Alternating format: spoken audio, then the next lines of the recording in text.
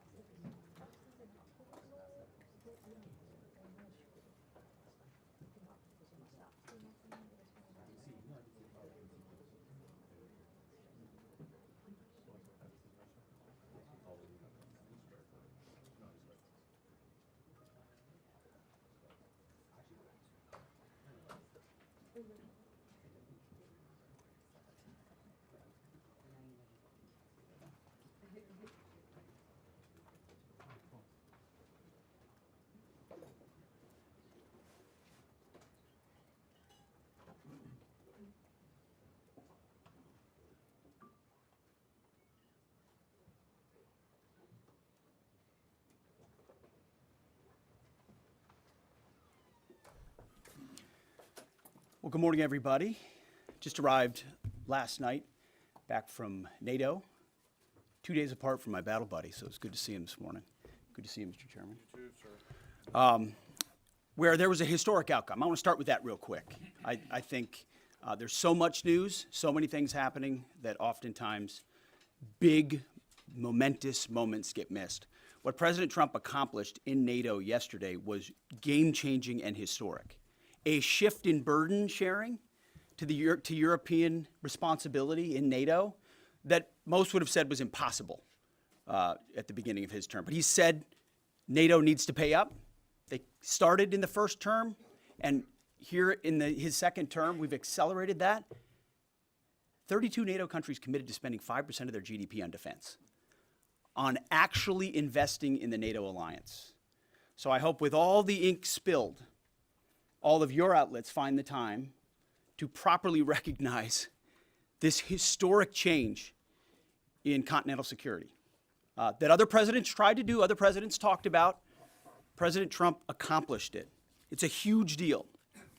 You see, we're here this morning because in hunting for scandals all the time, in trying to find wedges and spin stories, this press corps and the press corps miss historic moments. You miss historic moments like 5% at NATO, which when you hear, I was in the closed door briefing, I wish there could have been cameras in there. When you heard the prime ministers and presidents of other countries, to a man and to a woman, looking at President Trump and saying, this never could have happened, never would have happened. It seemed impossible 5 years ago, 2 years ago, 8 years ago, but here we are because of your leadership. If you ask them the question, I bet they'd say the same thing. But searching for scandals, you miss historic moments, like recruiting at the Pentagon. Historic levels in the Army, the Air Force, and the Navy. Yeah, maybe there'll be a little mention here or there, but because it was under President Trump's leadership, because Americans are responding to him as commander-in-chief, the press corps doesn't want to write about it. Or bring us to the topic of the moment, the highly successful strikes in Iran. Let me read the bottom line here. President Trump directed the most complex and secretive military operation in history, and it was a resounding success, resulting in a ceasefire agreement and the end of the 12-day war. There's been a lot of discussion about what happened and what didn't happen. Step back for a second. Because of decisive military action, President Trump created the conditions to end the war, decimating, choose your word, obliterating, destroying Iran's nuclear capabilities. I want to read some of the assessments that have been provided, because whether it's fake news, CNN, MSNBC, or the New York Times, there's been fawning coverage of a preliminary assessment. I haven't had a chance to read it. Every outlet has breathlessly reported on a preliminary assessment from DIA. I'm looking at it right now. Again, it was preliminary, a day and a half after the actual strike, when it admits itself in writing that it requires weeks to accumulate the necessary data to make such an assessment. It's preliminary. It points out that it's not been coordinated with the intelligence community at all. There's low confidence in this particular report. It says in the report there are gaps in the information. It says in the report multiple linchpin assumptions are what this assessment, a linchpin assumption, you know what that is? That means your entire premise is predicated on a linchpin. If you're wrong, everything else is wrong. And yet, still, this report acknowledges it's likely severe damage. Again, this is preliminary, but leaked because someone had an agenda to try to muddy the waters and make it look like this historic strike wasn't successful. I'm going to get to the chairman in a moment because he's going to lay out the particulars for you based on his professional military experience. But here's what other folks are saying. The DIA that put that report out says this is a preliminary low-confidence report and will continue to be refined as additional intelligence becomes available. How about the Israeli Atomic Energy Commission? The devastating U.S. strikes on Fordow destroyed the site's critical infrastructure and rendered the enrichment facility inoperable. Have any of these quotes made their way into the New York Times or the Washington Post? MSNBC? CNN? Any of these quotes? How about this one? This is a new one from the UN, the United Nations. No friend of the United States, or certainly Israel often. Here's the head of the UN Atomic Energy Agency this morning, Rafael Grossi. U.S. and Israeli strikes caused enormous damage to Iran's nuclear sites. Don't take my word for it. How about the IDF's chief of staff? I can say here that the assessment is that we significantly damaged the nuclear program, setting it back by years. I repeat, years.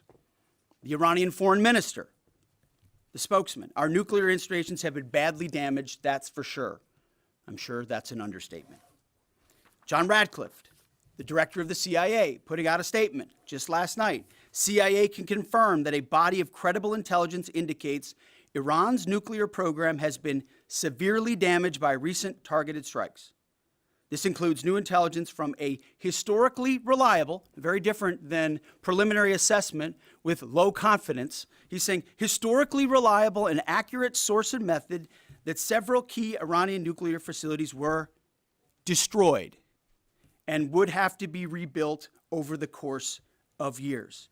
CIA continues to collect additional reliably sourced information to keep appropriate decision makers fully informed. How about DNI Tulsi Gabbard yesterday? She writes, and I quote, "New intelligence confirms what POTUS has stated numerous times.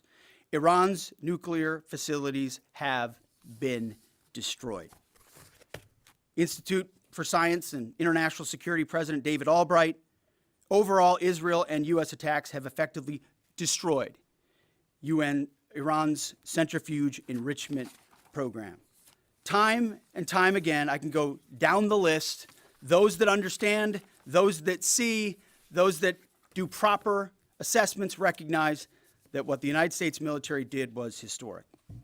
And again, before I pass it to the chairman,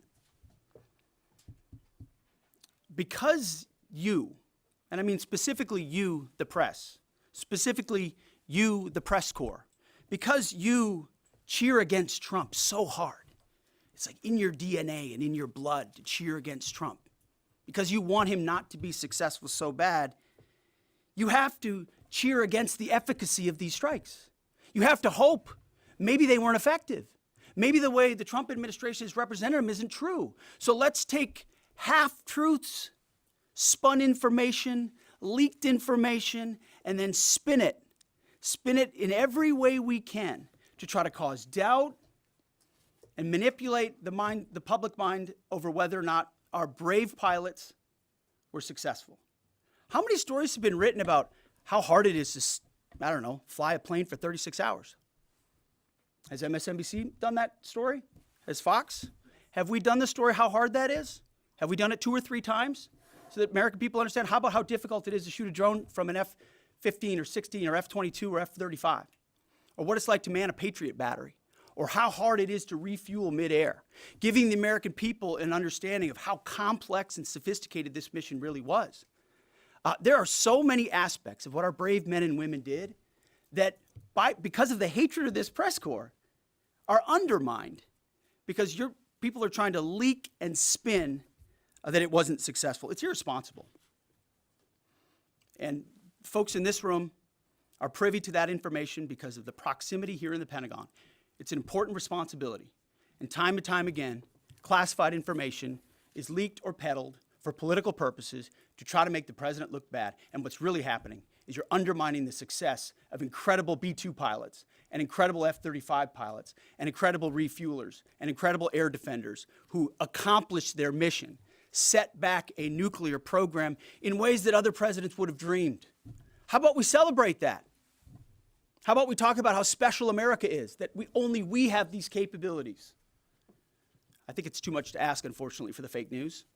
So we're used to that. But we also have an opportunity to stand at the podium and read the truth of what's really happening. And the reality is you want to call it destroyed, you want to call it defeated, you want to call it obliterated, choose your word. This was an historically successful attack, and we should celebrate it as Americans, and it gives us a chance to have peace, chance to have a deal, and an opportunity to prevent a nuclear Iran, which is something President Trump talked about for 20 years, and no other presidents had the courage to actually do. So with that, I want to hand it over to the Chairman of the Joint Chiefs. They've done technical analysis on this, not just on the strike, but also on our Patriot defenders, on al-Udeid. And Mr. Chairman, I'll hand it over to you. Good morning. Thank you, Mr. Secretary, and good morning, and all of you. Thank you for being here. As a follow-up to my comments on Sunday's press conference, I wanted to give you a few updates this morning on something I'm honored to do as a chairman, and that's a chance to get to talk about some of our service members and the incredible things that they do on behalf of our nation. And I apologize ahead of time for the length and the detail. Today I'm going to brief you on a couple things. First, I'm going to talk about our air defenders at al-Udeid in Qatar and their actions on Monday. Then I'm going to walk you through a little bit about the academics that went into the attack against Fordo, the massive ordnance penetrator weapon, and we're going to show a video that highlights the effects that weapon has. Of course, nobody was down inside the target, so we don't have video from the target. First, on Monday. As the President has stated, on Monday morning we began to receive indications and warnings that Iran intended to attack U.S. bases in the region. That morning, building on the work that CENTCOM Commander Eric Kurilla had done, and on the orders of the President, at al-Udeid Air Base in Qatar and around the region, we assumed a minimum force posture. Most folks had moved off the base to extend the security perimeter out away from what we assessed might be a target zone, except for a very few Army soldiers at al-Udeid. At that point, only 2 Patriot batteries remained on base, roughly 44 American soldiers responsible for defending the entire base, to include CENTCOM's forward headquarters in the Middle East, an entire air base, and all the U.S. forces there. The oldest soldier was a 28-year-old captain. The youngest was a 21-year-old private who'd been in the military for less than 2 years. So let's put ourselves out there for a second. Imagine you're that young first lieutenant, you're 25 or 26 years old, and you've been assigned as the tactical director inside the command and control element. You, at that age, are the sole person responsible to defend this base. Listening next to you is your early warning operator whose job is to notify you of imminent attack. There's 5 people inside a vehicle and 5 people outside of a vehicle around these, a total of, as I said, 44. By the way, you've sat in the Middle East for years, deployed over and over again, extended multiple times, always being prepared, but unsure of when that particular day will come that you must execute your mission and not fail at doing it. In this case, these Patriot crews were deployed from Korea and Japan as part of our U.S. forces there to ensure that we had the most capable missiles in the CENTCOM area of responsibility. As the day continues, you start to hear more and more chatter in the information space about a pending attack. And as the sun starts to set in the west, you get orders from your higher headquarters to make sure that your missile batteries are pointed to the north. There are just a few other teammates. It's hot, you're getting nervous, and you expect an attack. Outside of those Patriot vehicles, your hot crew, which is 1 NCO and 4 additional soldiers, turns a key and relinquishes control of those missiles to that young lieutenant inside the vehicle. And you wait. You know that you're going to have approximately 2 minutes, 120 seconds to either succeed or fail. And then at approximately 12:30 p.m. on Monday, that's 7:30 p.m. in Qatar, as the sun sets in the west, Iran attacks. As the targets were detected, round after round of Patriot missiles are ejected from their canisters by an initial launch charge. Then the main solid rocket motor ignites. You can feel this in your body if you've ever been around a Patriot taking a shot. And round after round goes out and guides against those missiles coming inbound. We believe that this is the largest single Patriot engagement in U.S. military history. And we were joined in this engagement by the Qatari Patriot crews. I'm not going to tell you how many rounds were shot, but it was a bunch because of classified purposes. And we're aware that there's reports of something getting through. What we do know is there was a lot of metal flying around. Between attacking missiles being hit by Patriots, boosters from attacking missiles being hit by Patriots, the Patriots themselves flying around, and the debris from those Patriots hitting the ground, there was a lot of metal flying around. And yet our U.S. air defenders had only seconds to make complex decisions with strategic impact.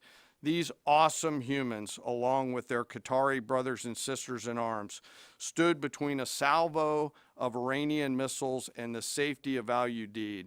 They are the unsung heroes of the 21st century United States Army. And I know a lot of you have seen the videos online and the excitement as those Patriots departed their launchers and went up and guided. This really demonstrates the combat capability and capacity of our Army air defenders. Simply stated, they absolutely crushed it. If you'd flip this over, thanks. Let me next move to a walkthrough of the GBU-57 massive ordnance penetrator weapon and share a little bit about the planners who did this and their work on the weapon. First, let me set the stage for you. There's an organization in the U.S. called the Defense Threat Reduction Agency, DTRA. DTRA does a lot of things for our nation, but DTRA is the world's leading expert on deeply buried underground targets. In 2009, a Defense Threat Reduction Agency officer was brought into a vault at an undisclosed location and briefed on something going on in Iran. For security purposes, I'm not going to share his name. He was shown some photos and some highly classified intelligence of what looked like a major construction project in the mountains of Iran. He was tasked to study this facility, work with the intelligence community to understand it, and he was soon joined by an additional teammate. For more than 15 years, this officer and his teammate lived and breathed this single target, Fordow, a critical element of Iran's covert nuclear weapons program. He studied the geology. He watched the Iranians dig it out. He watched the construction, the weather, the discard material, the geology, the construction materials, where the materials came from. He looked at the vent shaft, the exhaust shaft, the electrical systems, the environmental control systems, every nook, every crater, every piece of equipment going in and every piece of equipment going out. They literally dreamed about this target at night when they slept. They thought about it driving back and forth to work, and they knew from the very first days what this was for. You do not build a multi-layered underground bunker complex with centrifuges and other equipment in a mountain for any peaceful purpose. They weren't able to discuss this with their family, their wives, their kids, their friends, but they just kept grinding it out. And along the way, they realized we did not have a weapon that could adequately strike and kill this target. So they began a journey to work with industry and other tacticians to develop the GBU-57. They tested it over and over again, tried different options, tried more after that. They accomplished hundreds of test shots and dropped many full-scale weapons against extremely realistic targets for a single purpose: kill this target at the time and place of our nation's choosing. And then, on a day in June of 2025, more than 15 years after they started their life's work, the phone rang and the President of the United States ordered the B-2 force that you've supported to go strike and kill this target. Yesterday, I had the incredible honor and privilege of spending time with these two Defense Threat Reduction Agency officers who've given so much. One of them said, quote, "I can't even get my head around this. My heart is so filled with the pride of being a part of this team. I am so honored to be a part of this." To you both, thank you, and thank you to your families. Operation Midnight Hammer was the culmination of those 15 years of incredible work. The air crews, the tanker crews, the weapons crews that built the weapons, the load crews that loaded it. Before I run through this video today, I want to talk a little bit about weaponeering and what goes into an attack. Weaponeering is the science of evaluating a target. I mentioned all of those factors before that these two DTRA officers had thought about. Ultimately, weaponeering is determining the right weapon and fuse combination to achieve the desired effects and maximum destruction against a target. In the case of Fordow, the DTRA team understood with a high degree of confidence the elements of the target required to kill its functions, and the weapons were designed, planned, and delivered to ensure that they achieve the effects in the mission space. By the way, in the beginning of its development, we had so many PhDs working on the MOP program, doing modeling and simulation, that we were quietly and in a secret way the biggest users of supercomputer hours within the United States of America. So let me talk about the graphic a little bit. And the GBU-57, which all of you I know is a 30,000 pound weapon dropped only by the B-2.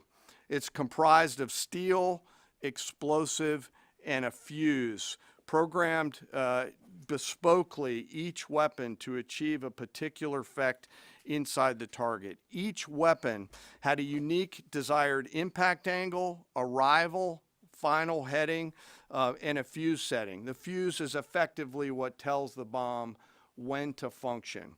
A longer delay in a fuse, the deeper the weapon will penetrate and drive into the target.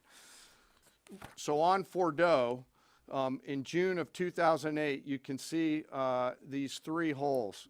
Depicted here is the main exhaust shaft with two additional ventilation shafts on either side.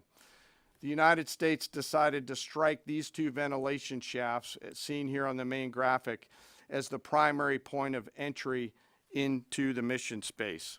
In the days preceding the attack against Fordow, the Iranians attempted to cover the shafts with concrete to try to prevent an attack. I won't share the specific dimensions of the concrete cap, but you should know that we know what the dimensions of those concrete caps were. The planners had to account for this. They accounted for everything. The cap was forcibly removed by the first weapon, and the main shaft was uncovered.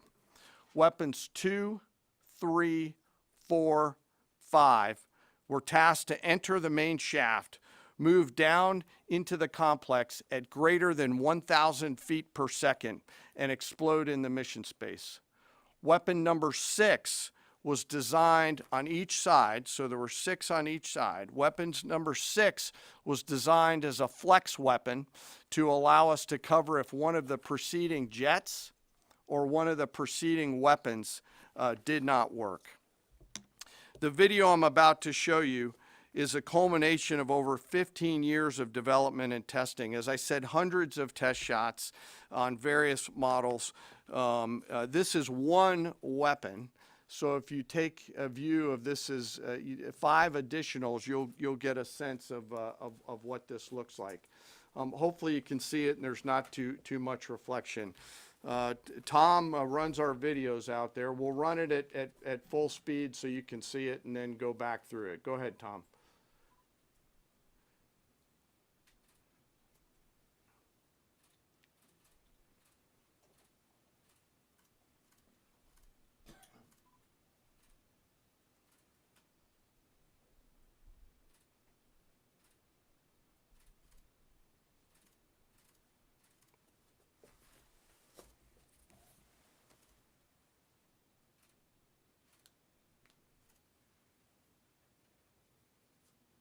Keep it going for a minute. You'll see inside the mission space.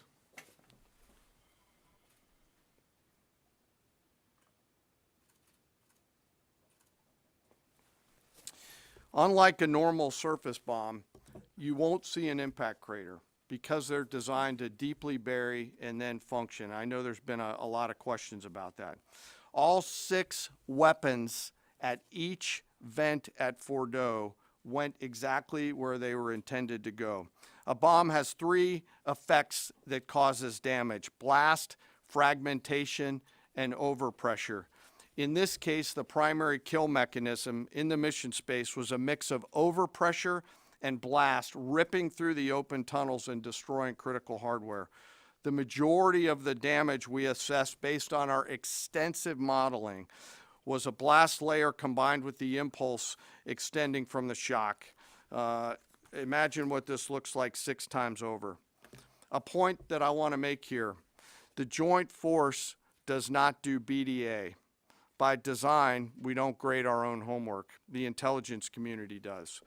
But here's what we know following the attacks and the strikes on Fordow.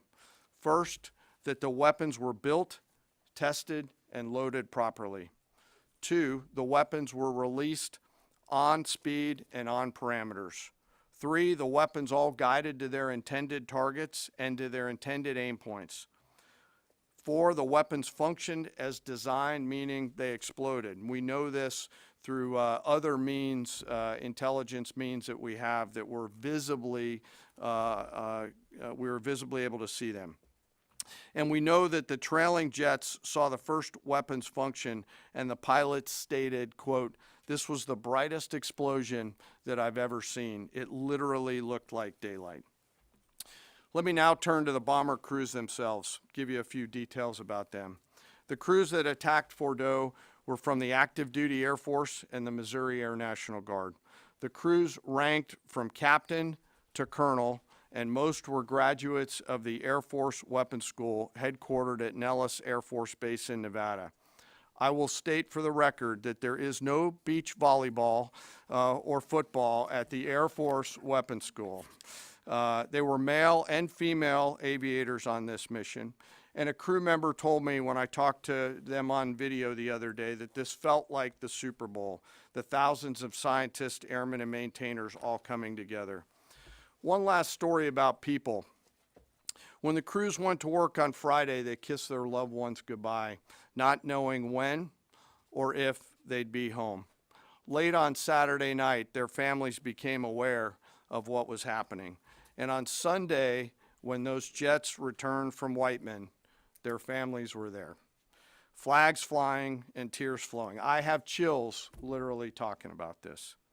The jets rejoined into a formation of 4 airplanes followed by a formation of 3 and came up overhead Whiteman proudly in the traffic pattern, pitching out to land right over the base and landing to the incredible cheers of their families who sacrifice and serve right alongside their family members. Like I said, there were a lot of flags and a lot of tears.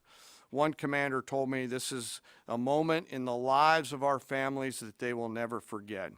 That, my friends, is what America's Joint Force does. We think, we develop, we train, we rehearse, we test, we evaluate every single day. And when the call comes to deliver, we do so. I could not be more proud standing up here today of our Joint Force. I'm filled with gratitude that I get to tell their story. And as we stand here right now, our forces remain on a high state of readiness in the region, prepared to defend themselves.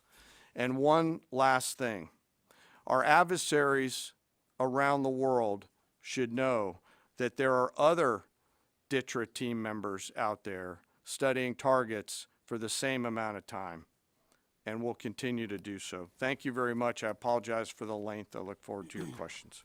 Thank you, Mr. Chairman. I would just thank you, by the way, for that extensive work, the lay down. I mean, even, do you have that laser pointer? Okay. Yes, sir. Thank you, squaring me away as always. I mean, even in just the public reporting, if you see the post-strike shaft of the 3 holes, the vast majority, and fairly so, the vast majority of speculation has been, those are the 3 strike points. When in actuality, what you realize is these are the vents, these are the caps, the first munition took the cap off, and the other 5 went down the center hole, which if you're planning the target, you would want it to be the direct one going to the bottom.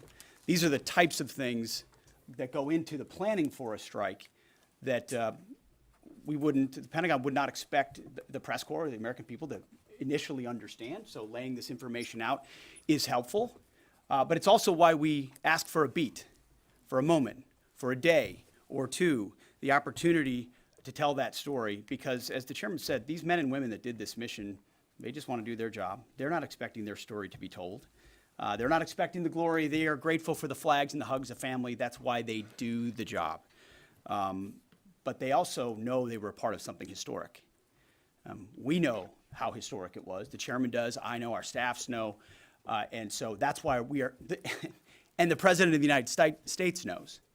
And that's why it's almost personal when we see the way in which leaks are used to try to disparage the outcome or muddy the waters about the impact of what happened without being responsible with information and allowing the professionals to assess and provide that information just like the chairman did. So thank you, Mr. Chairman, for that information. Sure. And we welcome a few additional questions. Yes, sir. General, on Sunday you said final battle damage will take some time.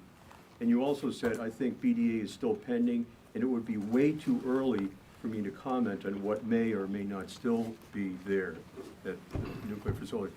So that was just over 3 days ago. So what has changed? Would you use the term obliterated as well? Sure, like I said, we don't do BDA. I'll refer that to the intelligence community. And you're talking with them. I mean, what changed in the past 3 days that make you so, you know? Sir, I think I think I explained what changed. There was a great deal of irresponsible reporting based on leaks, preliminary information in low confidence. Again, when someone leaks something, they do it with an agenda. And when you leak a portion of an intelligence assessment, but just a little portion, just the little portion that makes it seem like maybe the strike wasn't effective, then you start a news cycle, whether it's the Washington Post or Fox News or CNN or MSNBC, you start a news cycle that starts to call into question the efficacy. No, that's why. So you bring the chairman here, who's not involved in politics. He doesn't do politics. That's my lane to understand and translate and talk about those types of things. So I can use the word obliterated. He could use defeat, destroyed, assess, all of those things. But ultimately, we're here to clarify what these weapons are capable of, which anyone with, two eyes, some ears, and a brain can recognize that kind of firepower with that specificity at that location and others is going to have a devastating effect. So we all recognize there will be days and weeks ahead. That's why yesterday I said, if you want to know what's going on at Fort O, you better go there and get a big shovel, because no one's under there right now. No one's under there able to assess, and everyone's using reflections of what they see. And that's why the Israelis, the Iranians, the IAEA, the UN, to a man and to a woman who recognize the capability of this weapon system, are acknowledging how destructive it's been. So that's what's changed. Just 3 or 4 days later. What See, changed? this is a point. This is how difficult it is to actually manage. You just watched a video of what this weapon is capable of. That's where we find our confidence, is in the skill of men and women and the capability of the systems they employed, and the recognition so far in the reflections that it was a highly successful mission. Sir, I think you could, I'd say go out, the IC should be able to help you answer that question. They look at a variety, as the Secretary has alluded to, we look at a variety of things. I don't do that, they do. All different sources of intel, which I'd refer you to them to get clarity on the end state. So again, I go back to the IC, whether it's Director Radcliffe or ODNI Gabbard. I read the statements at the beginning. They're the ones aggregating the intelligence, and they're saying nuclear facilities were destroyed and would have to be rebuilt over a number of years. Facilities were destroyed. What do we got right here? Sir, you cited a body of credible intelligence to suggest the damage at Fort O and other places. What is that referring to, and when can we see it? I was reading from the CIA director's statement, which came out last night. CIA, again, they do the BDA, they do the assessment. CIA can confirm that a body of credible intelligence indicates, it also goes on to say, new intelligence from historically reliable and accurate sources and methods. Now, you can imagine the CIA director is going to be very careful about how he articulates things of that sensitivity. Classified, secret, top secret, compartmentalized. He's going to know things that you're not going to know, that the press isn't going to know, and he's reflecting that the sources he's seeing are highly credible. They've given credible intelligence. They or those processes have given credible intelligence in the past, and that's what he's basing it on. Don't you think we need to see that? Do you have a top secret clearance, sir? Eventually, Okay. the American public wants Yes, to see sir. it. Yes. Yeah, you. I wanted to ask briefly just No, not you. Checkered shirt. Oh, so Mike Glenn with the Washington Times. Yes, sir. Thanks, sir. Anybody who's ever read a Battalion S2 report after a fight knows that it's usually, the initial report is usually wrong, sometimes grossly so. Has what happened in this incident caused y'all to sort of rethink the intelligence process or the dissemination, or do you think it's just a matter, if the process itself doesn't require any more adjustment? Well, I can tell you what the chairman told me in the Situation Room and reminded us all, which is alongside what you just said, sir, is that the first reports are almost always wrong. They're almost always incomplete, right? Anything, whether it's a squad level operation or a strategic level operation, the initial reflections you get are coming at you at a high rate of speed from a lot of different sources. So your job is to step back and assess them. And that's why we're urging caution about premising entire stories on biased leaks to biased publications trying to make something look bad. How about we take a beat, recognize first the success of our warriors, hold them up, tell their stories, celebrate that, wave an American flag, be proud of what we accomplished. And in the meantime, I can assure you, the chairman and his staff, the intelligence community, our staff and others are doing all the assessments necessary to make sure that mission was indeed successful. Yes, right there. Sir, thank you, Mr. Secretary. Iran has recognized that their nuclear program was indeed severely damaged, but they also said that the U.S. strikes only strengthened their ability and their determination to complete their nuclear program. How do you respond to that, sir? Is that a provocation from Iran?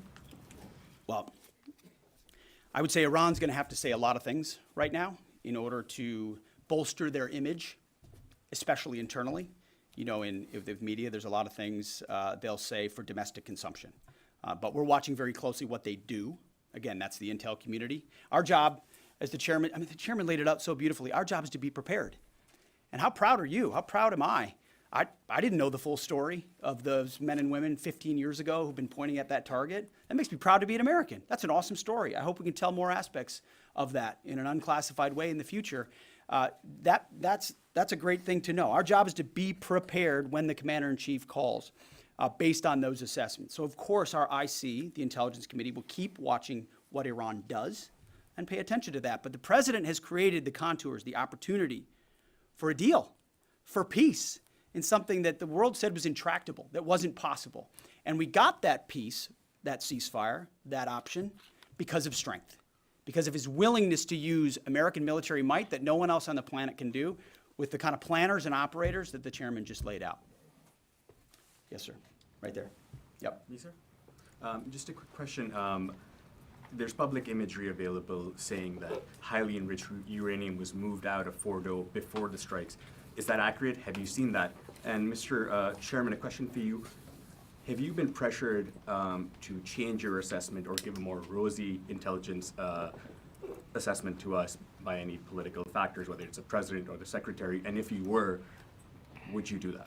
Yeah, that one's easy. No, no, I have not, and no, I would not. My job as the chairman is to offer a range of options to the president and the National Command Authority to deliver the risks associated with each of those, and then take the orders of the National Command Authority and go execute them. I've never been pressured by the president or the secretary to do anything other than tell them exactly what I'm thinking, and that's exactly what I've done.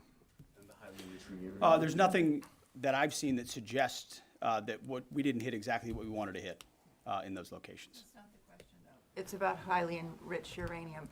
Do you have certainty that all the highly enriched uranium was inside the Fordo mountain, or some of it, because there were satellite photos that showed more than a dozen trucks there 2 days in advance? Are you certain none of that highly enriched uranium was moved? Of course, we're watching every single aspect, but Jennifer, you've been about the worst, the one who misrepresents the most intentionally what the president says. I'm familiar. I was about the ventilation shafts on Saturday night, and in fact, I was the first to describe the B-2 bombers, the refueling, the entire mission with great accuracy. So I take issue with that. I appreciate you acknowledging that this was the first the most successful mission based on operational security that this department has done since you've been here, and I appreciate that. So we're looking at all aspects of intelligence and making sure we have a sense of what was where. Why not acknowledge the female pilots that also participated in this mission? The early messages that you sent out only congratulated the boys. So when I say something like our boys and bombers, see, this is the kind of thing the press does, right? Of course, the chairman mentioned a female bomber pilot. That's fantastic. She's fantastic. She's a hero. I want more female bomber pilots. I hope the men and women of our country sign up to do such brave and audacious things. But when you spin it as, because I say our boys and bombers as a common phrase, I'll keep saying things like that, whether they're men or women. I'm very proud of that female pilot, just like I'm very proud of those male pilots. And I don't care if it's a male or a female in that cockpit, and the American people don't care. But it's the obsession with race and gender in this department that's changed priorities. And we don't do that anymore. We don't play your little games. Yes, right there. Do you know for certain that the uranium was removed from the facility before the B-2 struck? So I'm not aware of any intelligence that I've reviewed that says things were not where they were supposed to be, moved or otherwise. Yes. Kelly Meyer with News Nation, and just off the top, want to say we're grateful for the service of these pilots and everybody that serves. I wanted to ask you, the CIA statement said, when possible, they will provide updates and information to the public for transparency, and I believe that's what we're looking for here. Do you commit to share the Defense Intelligence Agency report when it is ready, so the American people can understand more about the intelligence assessment? Well, actually, the report that was discussed, this preliminary report, was what's called a restrike report. So it comes to us to give us an assessment whether a target would need to be restruck, right? That's the reason why. So it's based on internal feedback loop that we're supposed to have access to. Unfortunately, someone took advantage of that.